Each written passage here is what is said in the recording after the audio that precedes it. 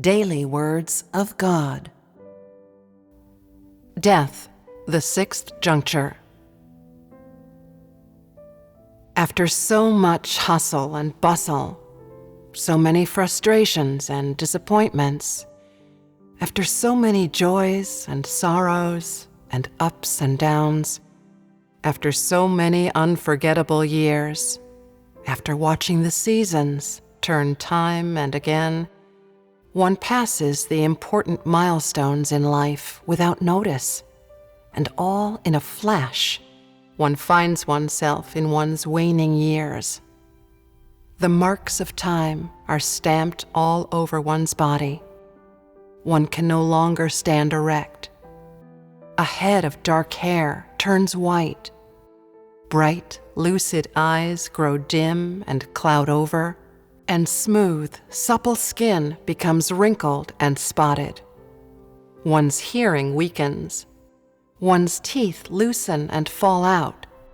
One's reactions become delayed. One's movements slow. At this point, one has completely bid farewell to the passionate years of one's youth and entered the twilight of one's life, old age.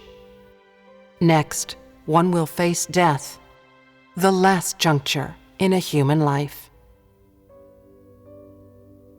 1.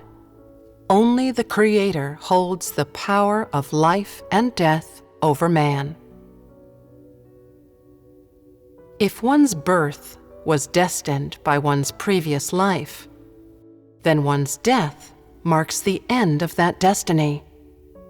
If one's birth is the beginning of one's mission in this life, then one's death marks the end of that mission.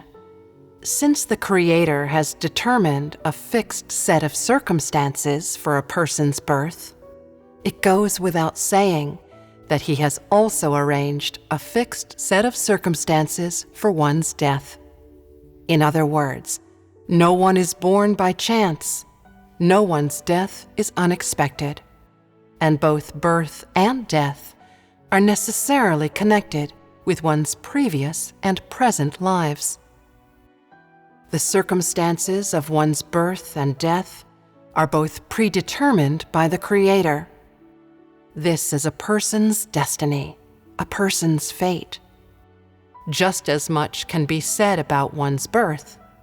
Every person's death will occur under a different set of special circumstances. Hence, people's varying lifespans and the different manners and times of their deaths. Some people are strong and hale and yet die early. Others are weak and sickly, yet live to an old age and pass away peacefully. Some perish of unnatural causes, others of natural ones. Some end their lives far from home, others shut their eyes with their loved ones by their side. Some people die in midair, others beneath the earth. Some sink beneath the water, others are lost in disasters. Some die in the morning, others at night. Everyone wants an illustrious birth, a brilliant life, and a glorious death, but no one can overstep their own destiny. No one can escape the Creator's sovereignty. This is human fate.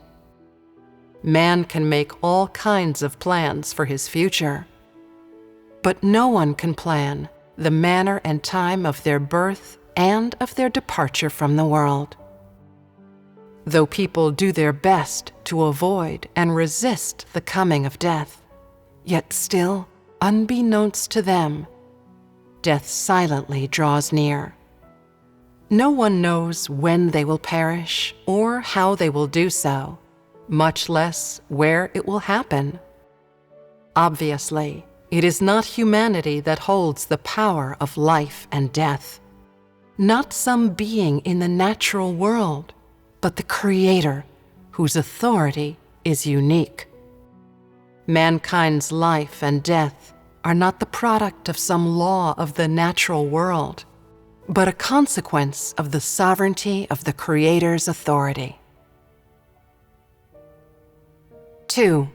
One who does not know the Creator's sovereignty will be dogged by the fear of death.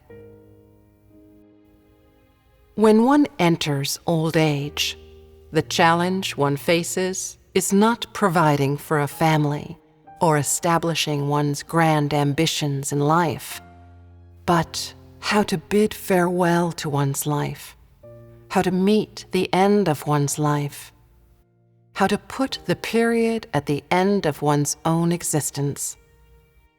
Though on the surface, it seems that people pay little attention to death, no one can avoid exploring the subject, for no one knows whether another world lies on the far side of death.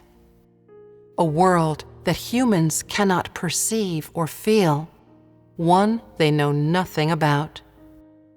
This makes people afraid to face death head-on, afraid to confront it as they ought, and instead they do their best to avoid the subject. And so it fills every person with dread about death and adds a veil of mystery to this inevitable fact of life, casts a persistent shadow over every person's heart. When one feels one's body deteriorating, when one senses that one is drawing nearer to death, one feels a vague dread, an inexpressible fear. Fear of death makes one feel ever more lonely and helpless, and at this point one asks oneself, where did man come from? Where is man going? Is this how man is going to die, with his life having breezed past him? Is this the period that marks the end of man's life? What, in the end, is the meaning of life? What is life worth, after all? Is it about fame and fortune? Is it about raising a family? Regardless of whether one has thought about these specific questions, regardless of how deeply one fears death, in the depths of every person's heart, there is always a desire to probe the mysteries, a feeling of incomprehension about life, and mixed in with these, sentimentality about the world, a reluctance to leave.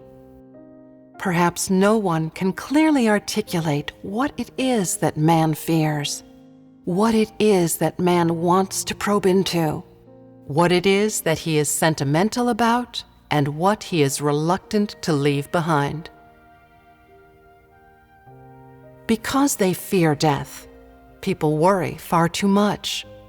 Because they fear death, there is so much that they cannot let go of. When they are about to die, some people fret about this or that. They worry about their children, their loved ones, their wealth, as if by worrying they can erase the suffering and dread that death brings on. As if by maintaining a kind of intimacy with the living, they can escape the helplessness and loneliness that accompany death. In the depths of the human heart, there lies an inchoate fear, a fear of being parted from one's loved ones, of never again laying eyes upon the blue sky, of never again looking upon the material world.